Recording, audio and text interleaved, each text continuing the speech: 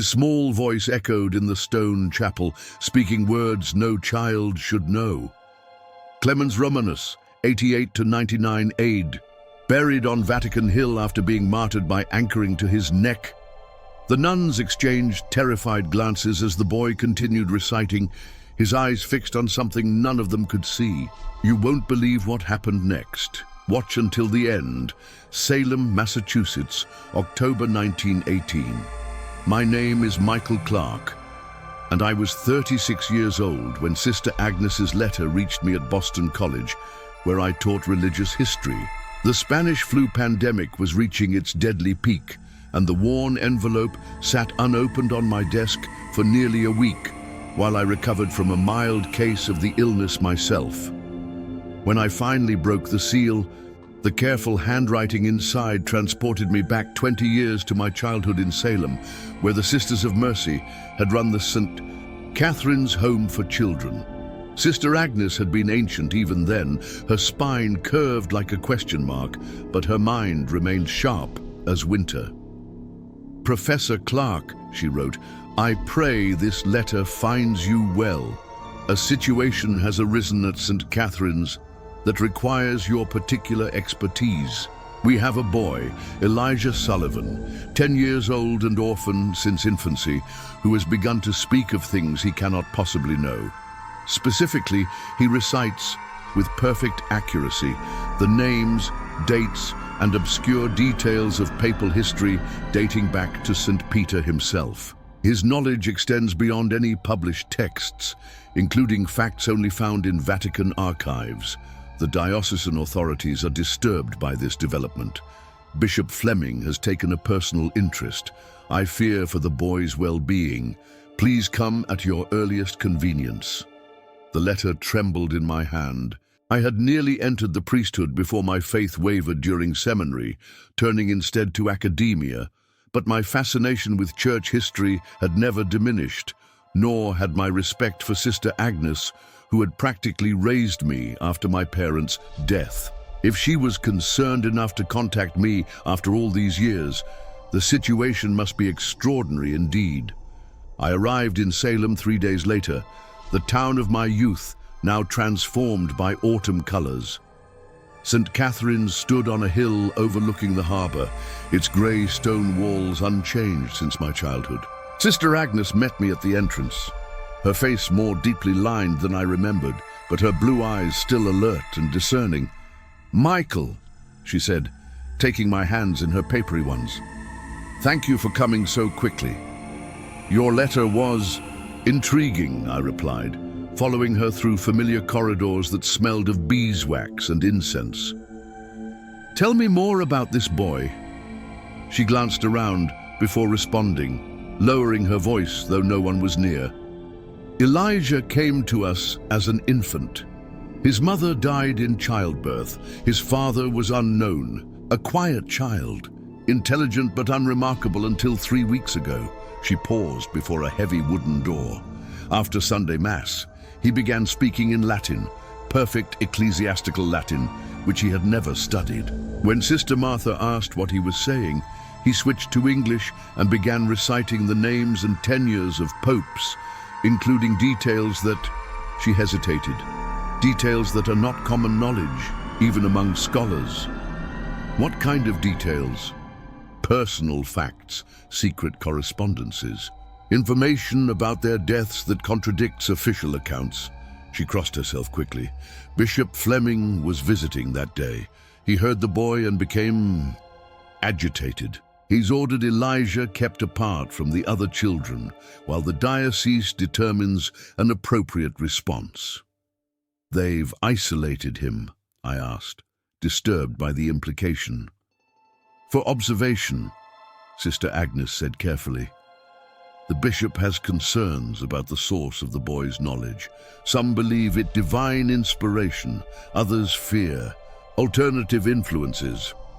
The medieval undertones were unmistakable. Even in 1918, in progressive Massachusetts, the church could revert to ancient suspicions when confronted with the inexplicable. May I see him? Sister Agnes nodded and unlocked the door. The room beyond was small but comfortable. A bed with clean linens, a desk with books and paper, a window overlooking the orchard. It was a far cry from the dungeons of the Inquisition, but the locked door told its own story. Seated at the desk was a small boy with sandy hair and solemn eyes. He looked up from the book he was reading, a volume of church history that would challenge most university students, and studied me with unnerving intensity. "Elijah," Sister Agnes said gently, "this is Professor Clarke from Boston College. He'd like to speak with you." The boy nodded, closing his book. "You were almost a priest," he said, his voice matter of fact. "You left during your second year at St. John's Seminary because you couldn't reconcile the Fourth Lateran Council's positions with your own conscience." I felt the blood drain from my face. This specific crisis of faith was known only to my spiritual advisor at the seminary, a man who had died over a decade ago. I had never discussed it with Sister Agnes or anyone at St. Catherine's. "How could you possibly know that?" I whispered. Elijah shrugged, a gesture painfully childlike in contrast to his words. "The same way I know about Pope Formosus and the Cadaver Synod, or Pope Alexander VI and the blackmail letters from Cardinal della Rovere." He tilted his head slightly. "I just know." Sister Agnes touched my arm. "I'll leave you to talk. The bishop will arrive at 4 o'clock. He's eager to speak with you." Her expression conveyed a warning I couldn't quite interpret before she withdrew, closing the door behind her. I sat across from Elijah, my academic skepticism warring with what I had just witnessed. "These things you know," I began carefully. "When did this knowledge come to you?" "After I received my first communion," he replied. "I was kneeling in prayer when suddenly my mind was filled with names and faces, men in robes and crowns spanning centuries. At first, it was confusing, like having someone else's memories. But now the information comes clearly, especially when I'm in the chapel, and you've never studied this material." A ghost of a smile crossed his face. "Sister Martha teaches us basic catechism, Professor, not the private correspondence between Pope Clement VII and King Henry VIII that was deliberately excluded from Vatican records." To test him, I asked questions about obscure papal history, events and details known only to serious scholars. His answers were flawless, delivered without hesitation and often including information I needed to verify in reference books later. Most astonishing was his knowledge of papal seals and signatures. When I gave him paper and pencil, he reproduced perfectly the distinctive signature of Pope Urban VI, a pontiff from the 14th century, whose handwriting I had seen in archives during my research visits to Rome. "Elijah," I said finally, "do you understand why this knowledge frightens people?" The boy looked down at his hands. "Because some of it is secret, because they think only the devil could reveal such things." His voice trembled slightly. "But it doesn't feel evil, Professor. It feels like remembering." "What does Bishop Fleming say?" "He asks questions about specific popes, certain documents." Elijah's expression grew troubled. "When I tell him what I know, he becomes upset. Last time, he asked about Pope Innocent VIII and the letter about the Holy Blood relic.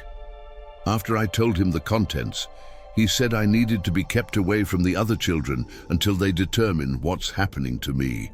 Before I could respond, the chapel bells rang 3 o'clock. Elijah straightened suddenly, his eyes widening.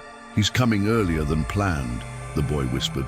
"The bishop, he's bringing Father Donovan from the Chancery office. They've been discussing what to do with me." "How do you know this?" "The same way I know everything else." He leaned forward urgently. "Professor, please don't leave me alone with them. They're afraid of what I might say next." Footsteps echoed in the corridor outside, accompanied by the swish of clerical robes. I had less than a minute to make a decision that would draw me into a situation far more complex than I had anticipated. "I'll stay," I promised, just as a sharp knock sounded on the door. Bishop Fleming entered like a storm front, tall and imposing in his clerical attire. Behind him came a younger priest, who I assumed was Father Donovan, carrying a leather portfolio and wearing an expression of careful neutrality. The bishop stopped abruptly when he saw me. "Professor Clarke, we weren't expecting you until 4. I caught an earlier train, Your Excellency." Fleming's eyes narrowed slightly. "I see. Well, perhaps it's for the best. This matter concerns the integrity of church history, your field of expertise." He turned his attention to Elijah, who had risen respectfully, but whose face remained unnervingly calm. "How are you today, my child?" "I am well, Bishop Fleming," Elijah replied, "and though concerned about your conversation with Cardinal O'Connell this morning regarding my case." The bishop's face paled visibly. "What did you say?"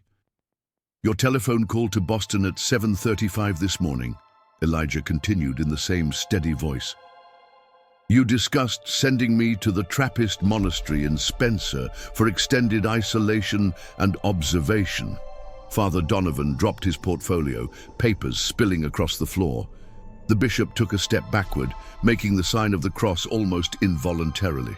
"That conversation was private," Fleming whispered, "and no one could have known its contents."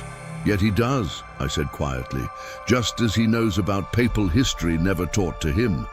Your Excellency, this boy has knowledge that defies conventional explanation. And you, have you ever known something you couldn't possibly have learned? Tell us in the comments." Bishop Fleming composed himself quickly, years of ecclesiastical diplomacy masking his shock. "Father Donovan, please collect your documents." His voice was steady, but his eyes never left Elijah. "Professor Clarke," a word outside. In the corridor, the bishop closed the door firmly, leaving Elijah with Father Donovan. "How much has the boy told you?" he asked without preamble. "Enough to convince me his knowledge is extraordinary," I replied. "Your Excellency, keeping him isolated from other children may be prudent until we understand what's happening, but treating him as if he's a threat seems unwarranted." Fleming's expression hardened. "Yet you've spent less than an hour with him. I've been observing this situation for weeks. The boy knows things he couldn't know, things that could potentially damage the church if spoken publicly." "Are you concerned with protecting the church or discovering the truth?" I asked, then immediately regretted my bluntness. Surprisingly, the bishop didn't bristle. "In this case, Professor, those objectives may be at odds." He sighed, suddenly looking older. "The knowledge he possesses includes private matters from Vatican archives that even most bishops aren't privy to. Cardinal O'Connell is deeply concerned. Rome has been notified." This revelation startled me. "Rome! Surely this matter doesn't warrant Vatican attention." "It does when a child with no access to restricted historical documents can recite verbatim from sealed papal correspondence dating back centuries." He lowered his voice. "Last week, he described in perfect detail the contents of a 15th century letter currently stored in a locked vault in the Vatican secret archives, a document never published or referenced in any public text." The implications were staggering. Either the boy had access to information through means we couldn't understand, or... "Bro, you think someone is using him," I said, realizing the bishop's suspicion. "Some enemy of the church feeding him information to create a scandal." Fleming nodded grimly. "It's the most rational explanation. The question is who and how. The boy has been here since infancy, with limited outside contact. Sister Agnes suggested some believe his knowledge comes from divine inspiration." The bishop's mouth tightened. "Some of the more impressionable sisters have that view. Others fear more nefarious influences. I prefer to seek earthly explanations before resorting to supernatural ones, Professor." "As do I agreed. "Which is why I'd like your permission to investigate this matter thoroughly. Interview the sisters who work with him Review his background, test the limits of his knowledge. Fleming studied me thoughtfully. Though your academic credentials are impressive, and Sister Agnes speaks highly of your character despite your decision regarding the priesthood. He appeared to reach a decision. Very well. You have 1 week. Report directly to me with your findings, not to Sister Agnes or anyone else. And Professor, he added with sudden intensity, if you discover someone is manipulating this child to undermine the church, I expect to be informed immediately. With that, he reopened the door. Father Donovan stood exactly where we'd left him, his face pale. Elijah remained seated, his expression unchanged.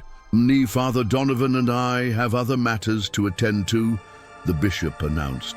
Professor Clarke will be conducting an investigation into your situation, Elijah. I expect full cooperation. As they departed, I caught Sister Agnes waiting discreetly at the end of the corridor. The bishop acknowledged her with a curt nod before sweeping past. Once they were out of earshot, she approached quickly. What happened? I've been granted a week to investigate, I told her. The bishop believes someone may be feeding Elijah information to embarrass the church. Sister Agnes shook her head. Impossible. The boy has been here since he was 6 months old. His only visitors were potential adopting families, all thoroughly vetted and always supervised. Were there any unusual incidents in his childhood? Anything that might explain his sudden knowledge? Nothing. He was a normal boy, perhaps quieter and more studious than most, but unremarkable until 3 weeks ago. She hesitated. There is one sister who spends more time with him than others. Sister Martha teaches the older children and oversees the library. She might have insights I lack. I remembered the name from her letter. I'd like to speak with her. She'll be finishing her classes soon. In the meantime, would you like to review our records on Elijah? The orphanage's record room was small but meticulously organized. Sister Agnes retrieved a thin folder labeled Sullivan E. Inside were the sparse details of Elijah's short life. Born July 17, 1908, to Mary Sullivan, who died in childbirth. Father unknown. No other relatives came forward.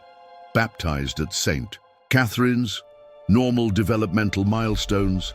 Excellent academic progress. Quiet disposition with few disciplinary issues.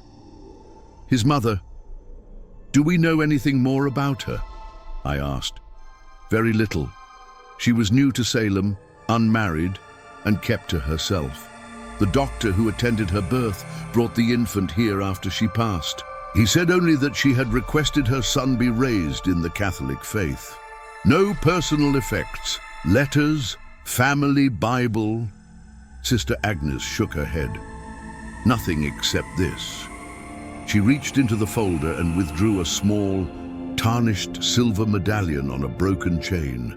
It was around Mary Sullivan's neck when she died. The doctor thought the child should have it when he was older. I examined the medallion carefully. One side bore the image of St. Peter's Basilica. The other had an inscription in Latin, Custos Secretorum, Keeper of Secrets. This is unusual, I murmured. It resembles the medallions given to Vatican archivists, but those are ceremonial, not typically worn as jewelry. Before Sister Agnes could respond, a soft knock interrupted us. A young nun stood in the doorway, perhaps 30, with intelligent eyes and a composed demeanor. You asked to see me, Sister Agnes? Yes, Sister Martha. This is Professor Clarke from Boston College. He's investigating Elijah Sullivan's situation. Sister Martha's expression revealed nothing, but I noticed her hands tighten slightly on the books she carried. How can I help, Professor? You teach Elijah. Has he shown any previous interest in papal history? Any access to unusual books or information?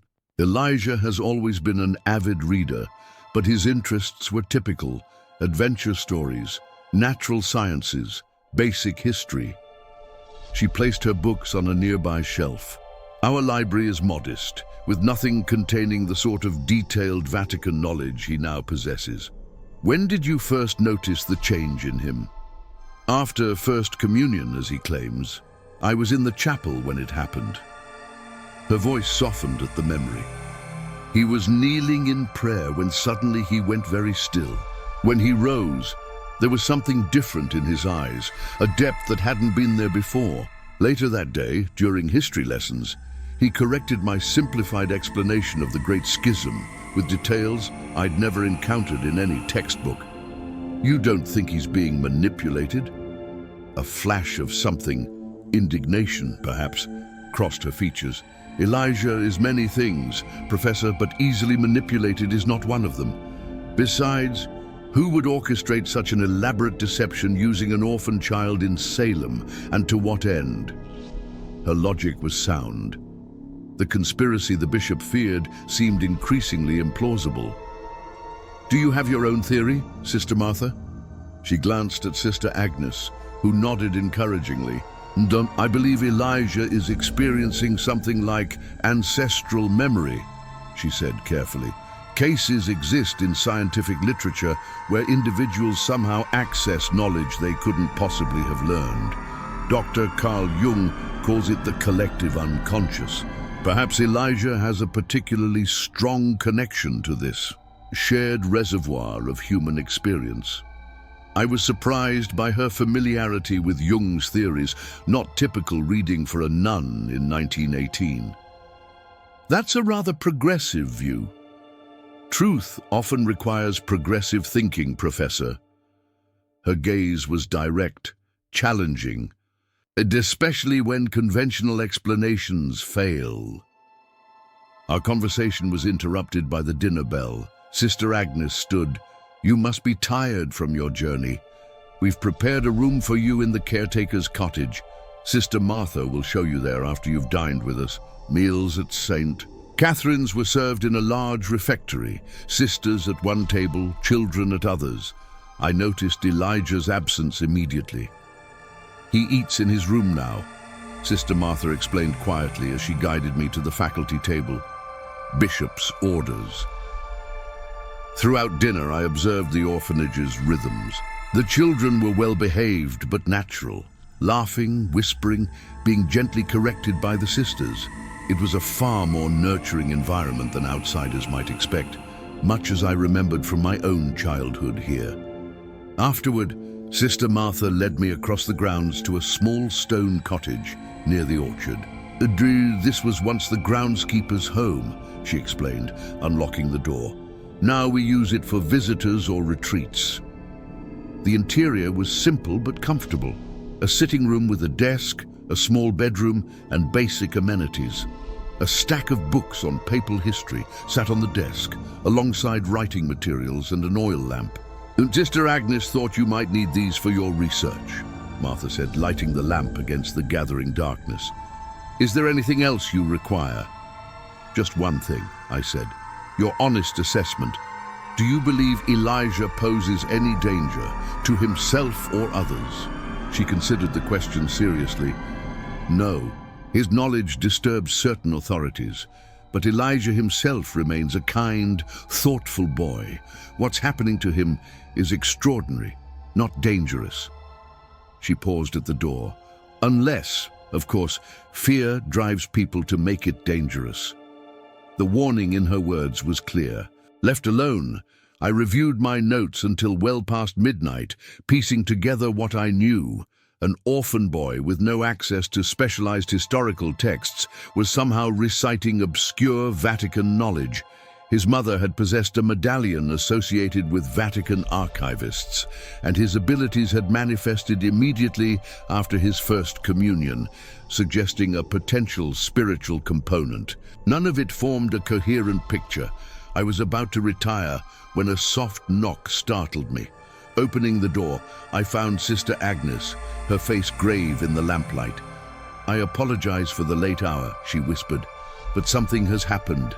Elijah is asking for you. He says he must speak with you alone before morning. What's wrong? He woke screaming from a nightmare. When I went to him, he was writing frantically in Latin, names, dates, locations. He says he's remembering something important, something that explains everything. She pressed a folded paper into my hand. "But he asked me to give you this." I unfolded the paper. In a child's careful handwriting were words that made my blood run cold. "The Grimani breviary contains the truth. Ask about Lorenzo Grimani, Vatican archivist, 1811-1823. Ask why his name was erased. Ask why they fear what I will remember next. And you, have you ever discovered a family secret that changed everything you thought you knew? Tell us in the comments." I followed Sister Agnes through the darkened corridors of St. Catherine's, the paper with Elijah's message clutched in my hand. The Grimani Breviary was a famous illuminated manuscript from the 16th century, currently housed in the Biblioteca Marciana in Venice. But Lorenzo Grimani, the name meant nothing to me, despite my extensive knowledge of Vatican history. We found Elijah sitting at his desk, surrounded by pages covered in his meticulous handwriting. The boy looked exhausted, dark circles under his eyes. But there was an intensity to his expression that hadn't been there earlier. "Thank you for coming, Professor," he said, his voice strangely adult. "They'll move me tomorrow. I heard the bishop arranging it during evening prayers." Sister Agnes gasped. "Move you? Where?" "The Trappist monastery in Spencer. Father Donovan is preparing the paperwork now." Elijah's gaze remained fixed on me. "Yes, once I'm there, communication will be restricted. That's why I needed to see you tonight." "How do you know this, Elijah?" I asked, though by now the question felt almost redundant. "The same way I know everything else." He gestured to the papers before him. "I've written down as much as I can remember about Lorenzo Grimani. He's the key to understanding what's happening to me." I picked up one of the pages. It contained detailed information about a Vatican archivist I'd never encountered in any historical record. His appointment in 1811, his daily routines, even his preferred brand of spectacles. The level of detail was astonishing. The Lorenzo Grimani served as Vatican archivist under Pope Pius VII, Elijah explained. He had unprecedented access to the secret archives during Napoleon's occupation of Rome. When the papal documents were returned from Paris in 1814, Grimani was tasked with reorganizing them. During this process, he discovered texts that had been hidden within other manuscripts, documents the Church had deliberately concealed for centuries. "What kind of documents?" I asked. "Alternative accounts of early Church history. Correspondence contradicting official narratives about certain saints and relics. Financial records showing..." He hesitated, glancing at Sister Agnes. She touched his shoulder gently. "I'll leave you to speak privately. But Elijah, if what you're saying about being moved is true, I'll do everything in my power to prevent it." After she left, Elijah continued in a lower voice. Grimani compiled these discoveries in a private journal. When church authorities learned of its existence in 1823, he was removed from his position. His name was struck from official records, and his journal was supposedly destroyed. But it wasn't. No, he smuggled it out with the help of his nephew, who later emigrated to America. Elijah's eyes met mine. To Massachusetts. The implication hung in the air between us. "You believe you're connected to this man, that you're somehow accessing his memories." "I know I am." He reached for another paper. He reached. Lorenzo Grimani had a distinctive birthmark on his left shoulder, a shape like a crescent moon. "I have the same mark in the same location." His nephew changed the family name upon arriving in America, fearing Vatican agents might track them down to recover the journal. "What name did he take?" "Sullivan. He became Thomas Sullivan." I sat down heavily on the edge of the bed. If true, this would mean Elijah was the direct descendant of a Vatican archivist who had discovered potentially controversial church secrets. secrets the boy was now somehow remembering. "The medallion," I murmured. "Your mother's medallion." Elijah nodded. "And it was passed down through generations of my family, along with the responsibility of keeping Grimani's journal safe." "Do you know where this journal is now?" "No, but I believe my first communion somehow triggered these memories, as if receiving the sacrament completed a circuit that had been disconnected." He looked down at his hands. "Every day I remember more names, dates, documents Grimani handled, and I think Bishop Fleming knows or suspects my connection to him." "That would explain his reaction," I agreed. But Elijah, even if all this is true, why would the church go to such lengths over historical documents from a century ago?" "Because some of Grimani's discoveries directly contradict current church positions. They reveal decisions made for political rather than spiritual reasons. And most importantly," he lowered his voice to a whisper, "they include evidence about certain papal elections that were influenced by outside forces." The implications were enormous. The Catholic Church's authority rested largely on the unbroken apostolic succession from Saint Peter, the idea that its leadership descended directly from Christ's original disciples, guided by the Holy Spirit rather than worldly concerns. Evidence of corrupted papal elections would be deeply problematic, especially in 1918, when the Church was already facing challenges from modernism and secular governance. "And is that why you began reciting papal names and histories? These are Grimani's memories emerging." "I think so. It started with fragments, names, dates, images of documents he handled. Then more complete memories began surfacing." Elijah rubbed his temples. "It's overwhelming sometimes, like having another person's lifetime of experiences flooding into my mind. And the bishop believes you're being manipulated to embarrass the church," I mused, "when in reality, you're experiencing some form of inherited memory. Sister Martha calls it genetic memory. She's been researching similar cases." I raised an eyebrow. "Sister Martha seems unusually well-informed for a teaching nun. She was studying biology at Radcliffe before she took her vows," Elijah explained. "Her father is a professor at Harvard Medical School. She believes there might be a scientific explanation for what's happening to me." This information about Sister Martha added another dimension to the puzzle. A scientifically educated nun might approach Elijah's case very differently than the bishop or other church authorities. "Elijah, you mentioned the Grimani breviary contains the truth. What did you mean?" "Lorenzo hid clues within the breviary's illuminations, tiny alterations to the original artwork that, when properly interpreted, reveal where he concealed his journal." His expression grew urgent. "Professor, I believe the journal may be hidden somewhere in Salem. My mother came here specifically, though she died before she could retrieve it." A knock at the door interrupted us. Sister Martha entered, her face tense. "I overheard two priests talking in the corridor near the bishop's office," she said without preamble. "They're coming for Elijah at dawn. The paperwork is complete." I stood quickly. "We need more time. There's a historical mystery here that deserves proper investigation." "The bishop has made his decision," Sister Martha replied. "Once Elijah is transferred to the Trappists, access to him will be severely restricted. Their monastery follows strict rules of silence and isolation." Elijah looked from Sister Martha to me, fear finally breaking through his composed exterior. "I don't want to go there, Professor. They'll lock me away until I stop speaking these truths. Or worse, they'll convince me I'm mentally ill." The desperation in his voice made my decision clear. I had come to investigate an unusual case.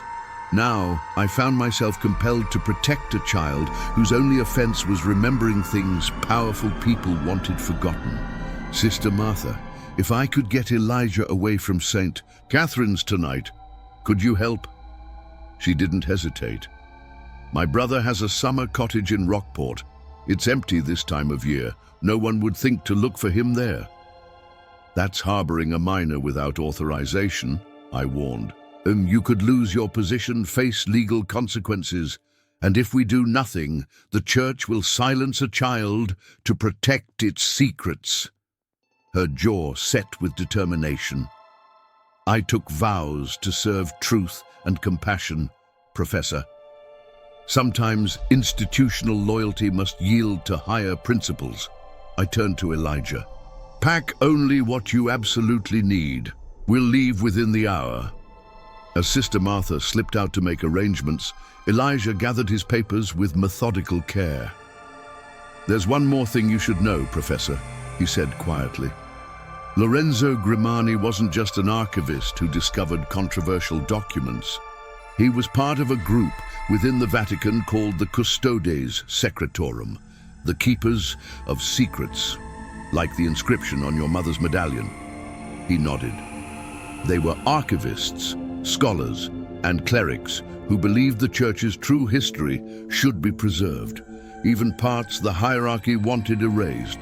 They've existed since at least the 12th century, working in secret to protect knowledge from destruction.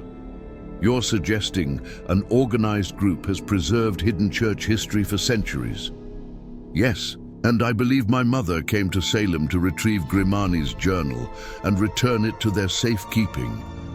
His young face looked impossibly weary. "Now that responsibility has fallen to me." The enormity of what we were undertaking suddenly hit me. We were not merely helping a boy avoid an unjust confinement. We were being drawn into a centuries-old conflict between institutional power and historical truth. Sister Martha returned with Sister Agnes, whose face showed she'd been weeping, but whose voice was steady. "My car is parked behind the caretaker's cottage," she told us. "Well, the keys are under the seat. Most of the sisters are at early morning prayers, so the east corridor is clear." "You're helping us?" I asked, surprised. "I've cared for Elijah since he was an infant," she replied simply. "I won't see him imprisoned for a gift he never asked for." She handed me an envelope. "This contains enough money for immediate needs and the address of someone in Boston who may help further, a priest I trust." "I can't ask you to compromise your position here," I protested. "You didn't ask, Professor. I offered." She embraced Elijah briefly. "Be brave, child. God's truth has nothing to fear from man's truth." With Sister Agnes creating a diversion in the main building, Sister Martha guided us through the shadowy grounds to the caretaker's cottage. Dawn was just breaking, painting the eastern sky in pale gold and pink. In the distance, we could hear the sisters singing morning prayers. Sister Martha handed me the car keys. "Take the coastal road to Rockport. It's less traveled. The cottage is at 17 Harbour View Lane. The key is kept under the blue flower pot on the back step." "You're not coming with us?" Elijah asked, his voice suddenly childlike again. "I'll follow tomorrow once your absence is discovered. If I disappear at the same time, suspicion will fall on me immediately." She squeezed his shoulder. "Be strong, Elijah. Remember, you carry an important legacy." As we prepared to leave, Elijah suddenly stiffened, his eyes widening. "They're coming," he whispered. "Father Donovan and 2 other priests. They've arrived early." Sister Martha peered through the cottage window. "He's right, they're entering the main building now. We have minutes at most." I started the car, its engine sounding impossibly loud in the quiet morning. As we pulled away from St. Catherine's, I glanced in the rear-view mirror. Sister Martha stood watching us, a solitary figure against the stone walls that had just stopped being a sanctuary and become a threat. Beside me, Elijah clutched his papers to his chest, his face pale but determined. "Professor," he said as we turned onto the main road, "there's something else I remembered last night. Something about a vault beneath the Old North Church in Salem. I think that's where Grimani's journal might be hidden." The Old North Church was less than 3 miles from where we were. If the journal truly existed and contained what Elijah claimed, it could be the evidence we needed to protect him and perhaps reshape our understanding of church history itself. First, we get you safely to Rockport, I told him. Then we'll decide our next move. But as we drove north along the Massachusetts coast, I couldn't shake the feeling that forces beyond our understanding were already in motion. Forces that had been waiting a century for Lorenzo Grimani's secrets to resurface through the memories of a 10-year-old boy. And would you risk everything to protect a truth others wanted silenced? Tell us in the comments. The coastal road to Rockport wound along the shoreline, offering glimpses of the Atlantic through gaps in the autumn foliage. Under different circumstances, it would have been a pleasant drive. Now, each curve brought the fear of pursuit, each passing car a potential threat. Elijah sat silently beside me, occasionally closing his eyes as if listening to voices only he could hear. "They've discovered I'm gone," he said suddenly, though we'd seen no sign of alarm behind us. "Father Donovan is telephoning the bishop. Sister Agnes told them she saw me walking toward the chapel at dawn." "How do you know this?" I asked, though by now I half expected his answer. "I just do." He pressed his fingers to his temples. "It's getting stronger, Professor. The memories, the knowledge, it's coming faster now, like a dam breaking." "Try to rest," I advised, concerned by his pallor. "We'll be in Rockport within the hour." Sister Martha's brother's cottage proved to be a modest but comfortable clapboard house overlooking a small cove. True to her word, we found the key beneath a blue flower pot on the back step. Inside, the furnishings were simple, primarily summer things covered with dust sheets, but the pantry contained basic provisions, and there was a telephone in the hall. "We should be safe here temporarily," I told Elijah as he settled into an armchair by the window. "But we need a more permanent solution and evidence to support your claims." "The journal," he said immediately. "If we can find Grimani's journal, it would validate everything. The memories I'm experiencing, the existence of the Custodes Secretorum, the alternative papal histories, it would all be documented there." "You mentioned the Old North Church in Salem. What makes you think the journal might be hidden there?" Elijah closed his eyes, concentrating. In Grimani's final memory, his nephew Thomas is preparing to leave for America. They're in Lorenzo's chambers in Rome. He gives Thomas the medallion and a sealed package, telling him to hide it beneath the altar of the New World. Thomas later helped build the North Church in Salem. I believe he interpreted his uncle's instructions literally. The theory had merit. Many European immigrants had recreated elements of their homelands in America, including churches modeled after those they'd left behind. The North Church, built in the late 1820s, would have been new when Thomas Sullivan arrived in Salem. Even if you're right, breaking into a church to search beneath its altar would be nearly impossible without being discovered, I pointed out. "We wouldn't need to break in," Elijah replied. "The annual autumn cleaning is tomorrow. The altar cloth is removed, the sanctuary thoroughly cleaned. It's the one time the area beneath the altar would be accessible without raising suspicion." His knowledge of the church's schedule was yet another uncanny detail that defied conventional explanation. I was considering our options when the telephone rang, startling us both. I answered cautiously. "Hello? Professor Clarke? It's Sister Martha." Her voice was tense. "They know you've taken Elijah. Bishop Fleming has contacted the police, claiming the boy has been kidnapped. They're searching the coastal towns." My heart sank. "How did they know our direction?" "Someone saw your car heading north. You need to be extremely careful. The bishop has portrayed you as mentally unstable, possibly dangerous. He's claiming you filled Elijah's head with delusions about church conspiracies." The irony wasn't lost on me. "What about you and Sister Agnes?" "I'm under suspicion, but still at St. Catherine's. Sister Agnes has been confined to her quarters pending an ecclesiastical inquiry. She lowered her voice. "I've contacted my brother. He'll meet you at the cottage this evening with new transportation. You can't keep using my car. They'll be looking for it." "Thank you, sister. We owe you more than we can repay. Just find the truth, Professor, and keep Elijah safe." She paused. "There's one more thing. Father Donovan let slip that a representative from the Vatican is arriving tomorrow. Someone from an office called the Congregation for the Doctrine of the Faith." I felt a chill at her words. The Congregation, formerly known as the Holy Office of the Inquisition, dealt with matters of doctrine and heresy. Their involvement suggested the church was taking Elijah's case far more seriously than even Bishop Fleming had indicated. "We need to move quickly," I told Elijah after hanging up.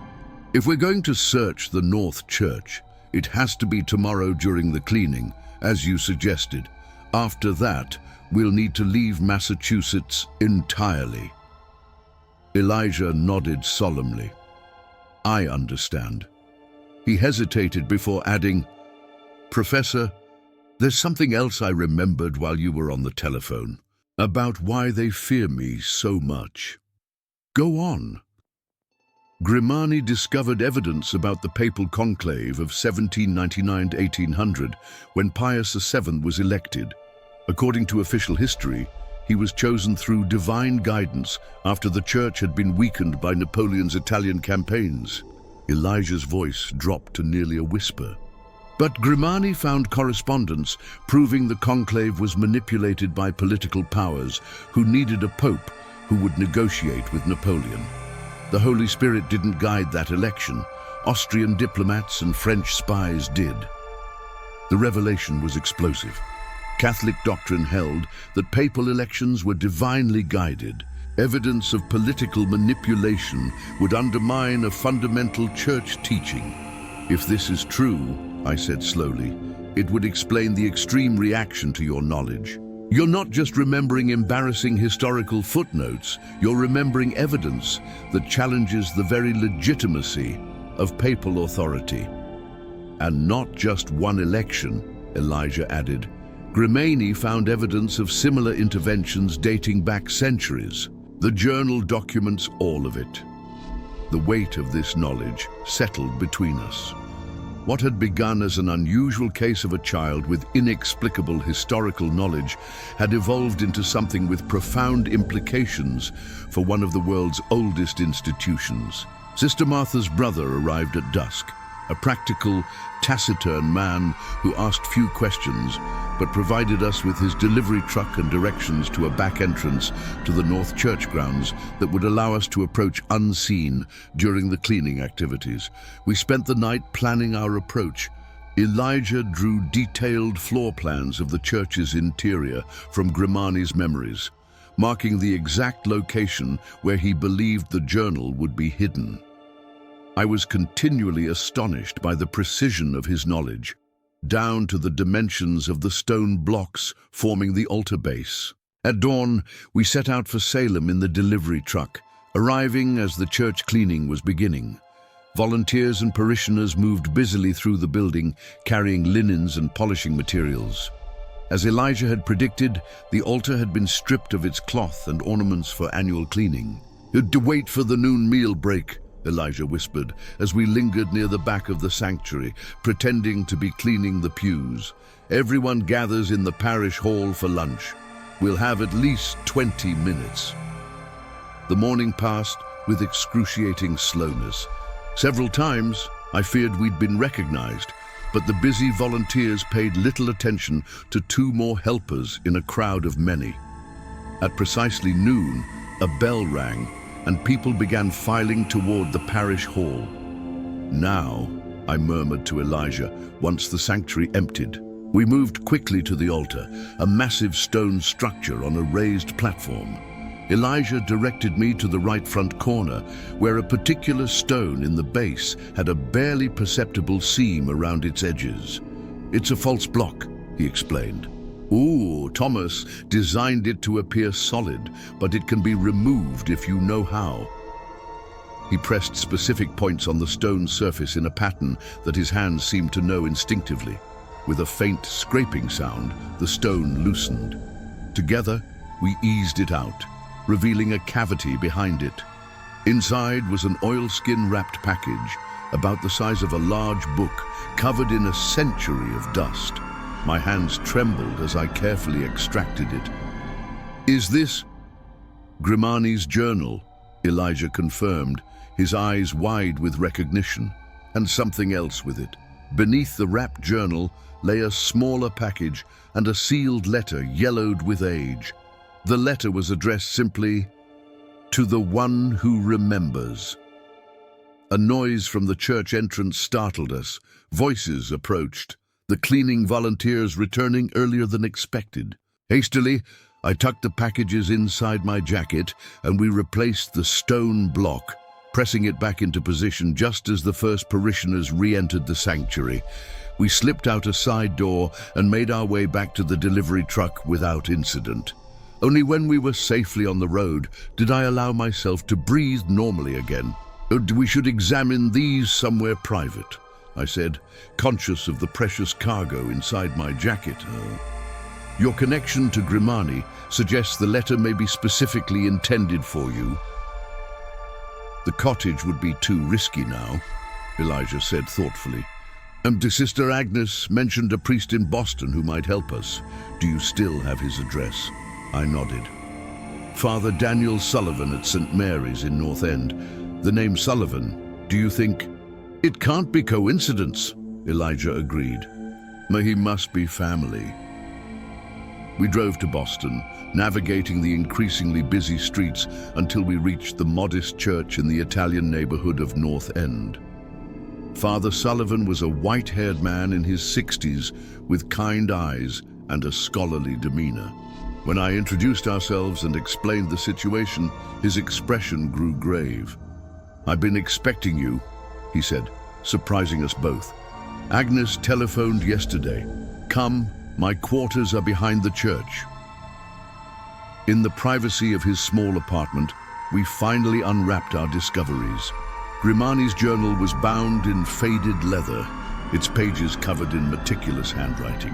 The smaller package contained a key and several microfilm documents, but it was the letter that proved most illuminating. Addressed to the one who remembers, it began with words that made Elijah gasp. "To my descendant who carries the memories of Lorenzo Grimani, if you are reading this, the gift has manifested in you as it did in me and my father before me.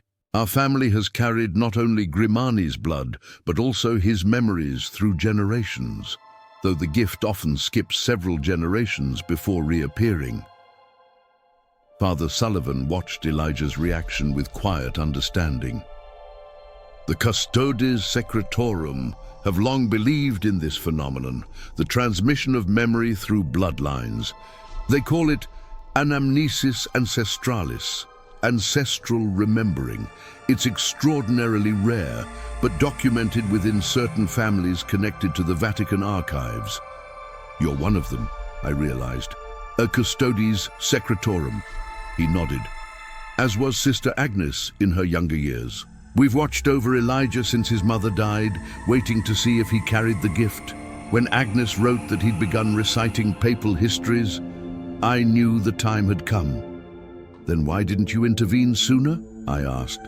"Before the bishop isolated him?" "We had to be certain, and we needed to know who else had realized what was happening." His expression darkened. "The church has many secrets, Professor, and not all who keep them have the same motives. Some preserve truth for future generations. Others bury it to protect power." Elijah had been silently reading the letter. Now he looked up, his young face solemn with understanding. "The journal isn't just historical documentation. It contains evidence about a division within the church itself, a centuries-old conflict between those who believe truth must be preserved at all costs, and those who believe some truths are too dangerous for the faithful. And now that conflict centers on you," Father Sullivan said gently. "By the knowledge you carry threatens certain interests within the Vatican hierarchy. Others, within the same walls, would protect you. What happens now? I asked. Now, we ensure Elijah's safety and examine Grimani's journal thoroughly. Father Sullivan rose. I have arrangements in place. A school in Switzerland, where others with special gifts are educated and protected. The custodes have maintained it for generations. Switzerland? Elijah looked alarmed. But what about finding my mother's family? Understanding why she came to Salem? All in good time, Father Sullivan assured him. Read the letter and journal will answer many of your questions. But first, we must get you beyond the reach of those who would silence you. Over the next 2 days, we studied Grimani's journal. Its contents were extraordinary. Detailed accounts of Vatican politics spanning centuries, evidence of manipulated papal elections, documentation of relics known to be inauthentic, but still presented as genuine to the faithful. Most significantly, it contained Grimani's personal cipher key, allowing us to decode hidden messages in various Vatican publications, messages the Custodes Secretorum had been using to communicate for centuries. On the 3rd day, as Father Sullivan finalized arrangements for our journey to Switzerland, a visitor arrived at the church, Sister Martha, her religious habit exchanged for civilian clothes, her face drawn with exhaustion. They've discovered the journal is missing, she reported without preamble. The Vatican representative inspected the North Church altar yesterday and found evidence of tampering. They're expanding the search beyond Massachusetts. Then we leave immediately, Father Sullivan decided. I have passage booked on a ship departing for Lisbon tonight. From there, you'll travel overland to Switzerland. That evening, as we prepared to depart for the harbor, Elijah took me aside. Professor, I want you to have this. He pressed a small object into my hand, his mother's medallion. As a reminder of what we've discovered together. I can't accept this, I protested, for it's your family legacy. I have Grimani's memories now, he said with a small smile, and I'll be learning much more in Switzerland. Besides, I think you're meant to continue this work. The custodes need scholars like you, people who value truth above institutional loyalty. Father Sullivan nodded in agreement. We've discussed it, Professor. Your assistance in this matter has proven your character. If you're willing, there's a place for you among the keepers of secrets. I found myself at a crossroads I'd never anticipated when Sister Agnes's letter first arrived at my office. The academic path I'd chosen after leaving the seminary had led me back to questions of faith, truth, and moral responsibility I thought I'd left behind. I'll need time to consider, I said finally. Of course. Father Sullivan handed me a card with an address in Boston. But when you're ready, you can reach us through this bookshop. Our parting at the harbor was brief, necessarily so, given the circumstances. I watched as Elijah boarded the ship that would carry him to a new life among people who understood his extraordinary gift. He looked back once, raising his hand in farewell, his young face showing a maturity beyond his years. I never saw Elijah Sullivan again, though we corresponded regularly over the decades that followed.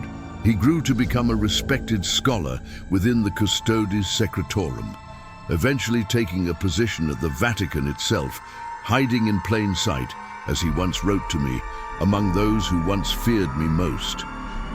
As for me, I did eventually accept Father Sullivan's invitation to join the Keepers of Secrets.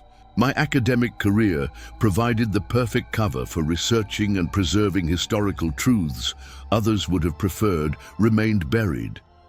The medallion Elijah gave me rests on my desk as I write these memoirs in my 80th year. Its inscription, Custos Secretorum, has guided my life's work, reminding me daily that truth, however inconvenient to powerful institutions, must be preserved for future generations. And sometimes that truth comes to us through the most unexpected messengers, like a 10-year-old boy who remembered things he could not possibly have known, yet knew them nonetheless. If you want to hear more whispers from the darkness, follow this channel. The next story may be closer than you imagine.